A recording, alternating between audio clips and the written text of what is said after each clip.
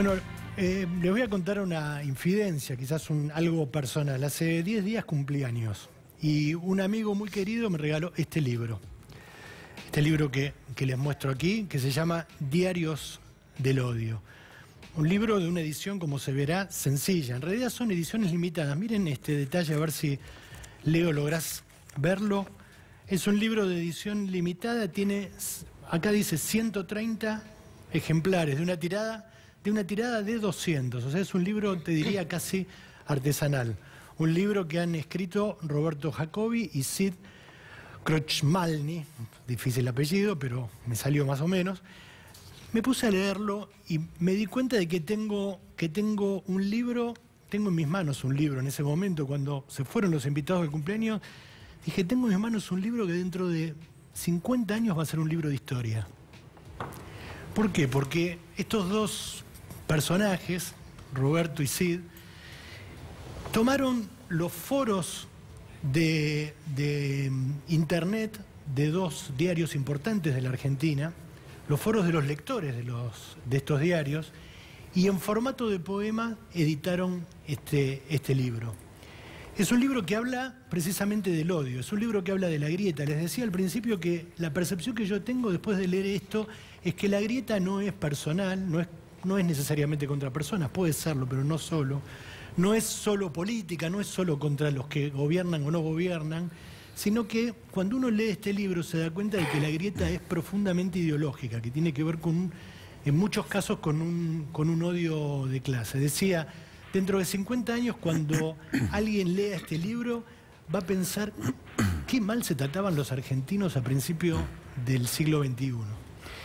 Para hablar de esto, hemos invitado a tres personas. Un filósofo, les decía, el amigo Darío Stanraiver. Gracias, Darío, por venir.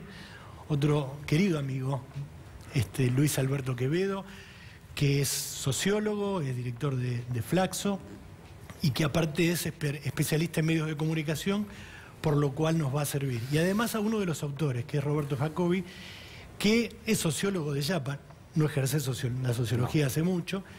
Si uno lo busca en Wikipedia, Wikipedia dice que es un artista conceptual. Puede ser, sí.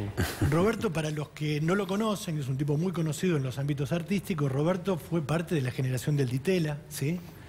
Es un artista que ha hecho instalaciones artísticas de altísimo impacto social. Y para los fanáticos del rock ha sido autor de muchas canciones de Virus, ¿es cierto? Sí, es cierto. De las letras, ¿no? De las letras de Virus, de los años 80, digamos. Así es. De esa época. Bueno, con ellos vamos a hablar del odio. Empiezo por el filósofo. ¿Qué es el odio?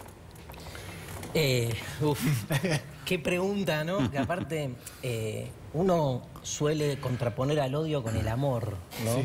Y en algún punto tanto el odio como el amor, como su faceta negativa y positiva, suponen un vínculo. O sea, el que odia evidentemente está ligado, ama en algún punto, ¿sí? Ama por negación, pero está ligado a aquel a quien odia. O sea que por lo menos en lo que yo leí de los poemas, digamos, todas esas diatribas que aparecen ahí evidentemente implican la necesidad de contar con ese otro, para algo, para diferenciarse, para autoafirmarse en su identidad.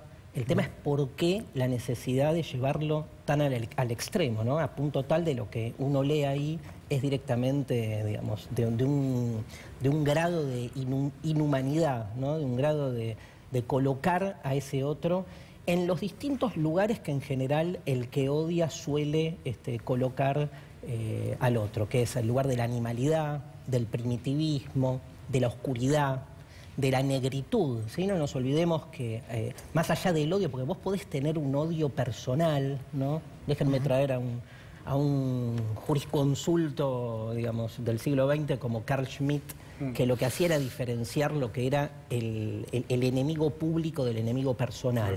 Digo, me parece que el odio el que aparece acá es un odio más bien que tiene que ver con lo público, no con lo privado. Digo, hay la necesidad de construir un otro a odiar como un enemigo político, un adversario para uno afirmar quién es. Por ahí mucha de esa gente que dice todas esas barbaridades, que después seguramente leerán algunos de los poemas, digamos, todas esas atrocidades, puede compartir con esos otros, yo qué sé, lugares o diálogos. Sin embargo, hay una necesidad Lo mismo que hay en el fútbol, lo mismo que hay en los lugares típicos de esas rivalidades donde se necesita odiar al otro, básicamente, para diferenciarse y autoafirmarse uno en lo que cree que uno es superior a ese otro, ¿no? Los que estamos en esta mesa, obviamente, hicimos la tarea. Roberto hizo el libro, todos los demás leímos partes o la totalidad del libro, pero ustedes que están en sus casas no lo leyeron. Vamos a compartir algunos de los poemas que Roberto y Sid recopilaron en este libro. Por ejemplo, este que dice Argentina Negra. Dice: me confieso racista, no por maldad, simplemente está en mi código cultural. La clase media argentina tiene sus raíces en Europa y se enorgullece de ellas. Me molestan los negros africanos. Hablabas de la negritud, vos recién, esto viene muy a cuento. Vendedores ambulantes. Buenos Aires se ha transformado en un mercado negro. Blanqueemos el mercado. Parásitos intermediarios. Nunca había uno agachando el lomo. Arman asociaciones ilícitas para delinquir falsificando marcas, evadiendo impuestos y cargas previsionales, ocupando la vía pública. Comercian anteojos que dañan la vista. Se criaron entre luchas, saben de manejo de armas y actos de combate. Son musulmanes. Y sigue, y sigue. Pero bueno, cuánta negritud, ¿no? Sí. Habría que hacer una historia de la negritud en Argentina, ¿eh? Porque lo negro en Argentina tiene, digamos, es una palabra que nos remite a distintos momentos de la historia, a distintos tipos sociales y a distintas particiones que hace justamente que Darío señalaba. Igual odio que Darío hable de esto con respecto al fútbol. Para mí es otra cosa, ¿no? El tema del fútbol. Pero, siempre lo salvás al fútbol, ¿eh? Siempre lo salvo. Pero la negritud, ¿no? Los negros, lo negro, ¿no? Es decir, tiene una historia en la Argentina y tiene una historia más global, ¿no?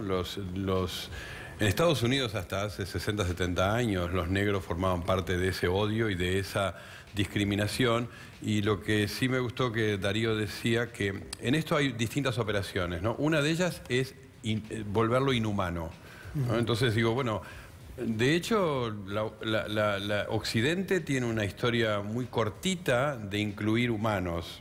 Cuando se hizo la Declaración Universal de los Derechos del Hombre en 1789, la Revolución Francesa, etcétera, eran los derechos del hombre. Las mujeres no eran humanas, ¿no? Ni los negros, ni los esclavos. Es decir, las poblaciones originarias en América no fueron vistas como humanas. Entonces, lo primero es deshumanizarlo. Lo segundo es esta cosa de volverlo grupo. Entonces, es esto, ¿no? Es decir, en 2 minutos pierdo mi opinión, mi identidad, lo que yo pienso, para volverme un kirchnerista negro de mierda, aunque no, yo le puedo decir no soy, y además nunca tuve un cargo político, pero no importa, ¿no? Me vuelvo grupo. Y la tercera, que está en el poema, que por eso me gusta también este ejemplo del poema, es la amenaza. Eso es interesante porque el odio, además de descalificar, de segregar y además de volverme un grupo que me excluye de la palabra pública, de los derechos, etcétera, además soy una amenaza, ¿no? Ahí terminan diciendo son musulmanes, armados, asociación ilícita, ¿no? Bueno, ese es el tercer componente, me parece. Antes de ir a Roberto, si me permiten, leo otro poema, para después escuchar al autor y saber cómo se inspiró y cómo se le ocurrió esto. No los escribió él. No los escribió. No, porque parece como... No, los compiló y les dio formato de poema, digamos. Claro. Vamos a leer Luz Verde a la identidad de género, ¿sí? Dice: qué vergüenza para mi patria. Yo quiero dejar de ser humano y que me den la categoría de perro, mascota y bien mantenido, sino como alien marciano. Exijo que me acepten y me mantengan mientras me adapto a la sociedad. El problema será en los baños públicos. ¿Qué mamarracho y cuántas veces puedo cambiar? Cada vez que me levanto y me sienta mujer u hombre, ¿se dan cuenta de la ridiculez? Ahora sí, después del cambio de identidad, ¿se arrepiente? ¿Qué pasa con los actos sociales, comerciales y jurídicos cometidos con esa identidad? Y los sucedidos con la anterior, muy heavy todo esto, y sigue, y sigue. En realidad son, insisto... Eso debe ser en reacción a la ley de identidad de género, claro. Son los, insisto, los foros de los lectores de 2 importantes diarios de la Argentina, de Nación y de Clarín en Internet, compilados por Roberto y Claro, José así en es. este libro que se llama Diarios del Odio. ¿Cómo se les ocurrió y cómo...? Mira, empezó como una cosa personal, o sea, por una obsesión, una manía de leer los foros hasta muy tarde en la noche, que es como una enfermedad. Porque es atrapante, ¿no? Hay una cosa muy perversa, muy maligna, y que atrapa. Y en algún momento dijimos, bueno, hay que hacer algo con esto, porque no, si no uno se enferma de recibir toda esa energía ese karma. Y bueno, pensamos muchas posibilidades, y la primera que se nos ocurrió fue hacer murales, o sea, pintarlo, los textos en paredes. Fue lo primero que hicimos, grandes murales, que bueno, los fuimos haciendo en distintos lugares que nos iban pidiendo. Primero en la Casa de la Cultura de Fondo de las Artes, después en la Universidad de Gran Buenos Aires, después lo hicimos en Rosario, en Córdoba, en distintos lugares. Después vino un editor y nos dijo que le interesaría editarlo. Y se editó así en N Direcciones, que es Gerardo Jorge, que es un poeta y editor. Y bueno, se jugó a editar esto, que en realidad es una monstruosidad. Pero es una monstruosidad que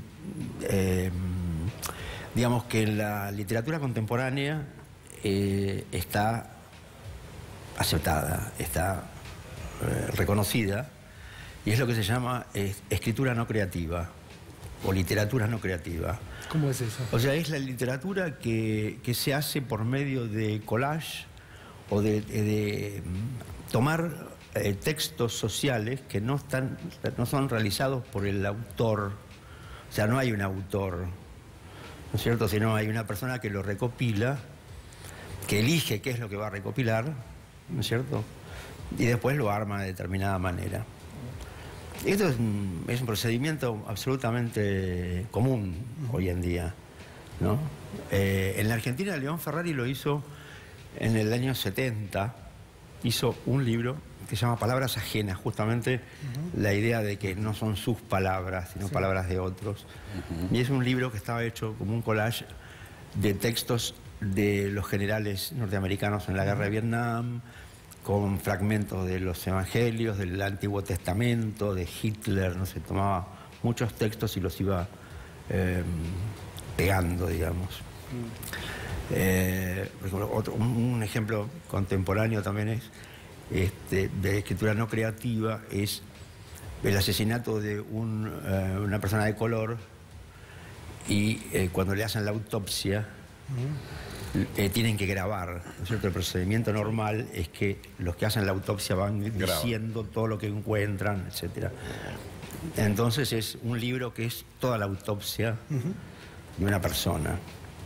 Bueno, hace poco, eso pasa en la web también. Hace poco una amiga me mostraba un sitio de la web que recupera y que como toda escritura colaborativa le envían muchas cosas, los que son los audios de WhatsApp que envía la gente, ¿no? Entonces con eso hacen también un collage de audios, y entonces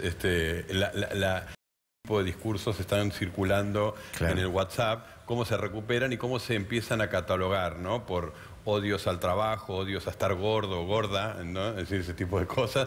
Y son textos de personas, bueno, anónimas. Sí, el tema es que hay como un nuevo consumo cultural con esto, ¿no? Me acuerdo del famoso WhatsApp de la cheta del Nordelta, claro, que explotó por todos lados. Y no sé si realmente son un muestrario de lo que es la práctica política contemporánea, ¿no? Uno se queda con los foristas de estos dos si diarios. son expresivos de algo más. Si son representativos, ¿no? Ahora, o si Darío, son más bien yo fronterizos. tengo una pregunta que va eso para vos, que es complicada, pero por ahí se puede intentar responder, que es la siguiente. ¿El odio es inherente al ser humano o hay ser humano sin odio? Digo, acá tengo también unos comentarios antimacristas que recopiló la producción. Por ejemplo, a propósito de la falta de medicamentos para HIV, alguien escribió en el foro de un diario: qué lástima que ellos no padecen ese virus, le vendría bien saber lo que se siente un enfermo sin medicamentos. Es decir, le están deseando que tenga HIV algún funcionario del gobierno. Entonces, ¿es inherente al ser humano eso? Yo no creo que haya nada inherente al ser humano, de por sí.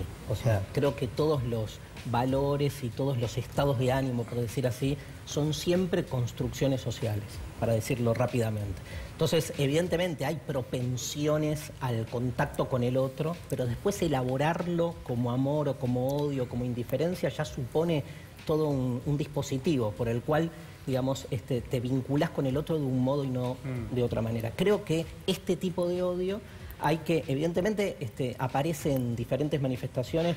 Acabas de leer, por ejemplo, contra el macrismo.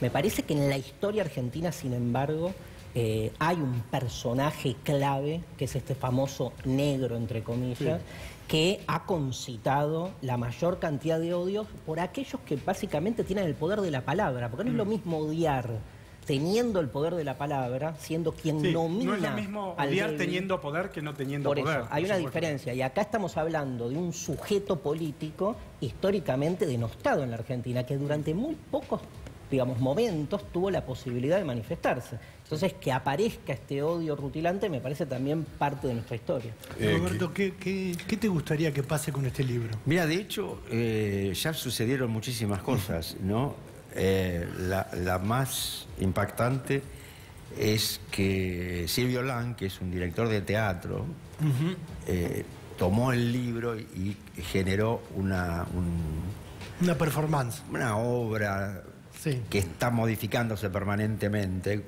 como con 30... Es la que hacen en la Universidad de General Sarmiento. En muchos lugares, sí, van generalmente por universidades, pero también en sindicatos. Y se da más o menos una vez por mes, y siempre con en la Universidad también de Buenos Aires también se dio. Va muchísima gente y es una mezcla, porque son acciones muy violentas y a su vez ahí se cantan, como se convirtieron en canciones. O sea, hay un grupo que canta. Y también ese grupo es como si fueran evangelistas.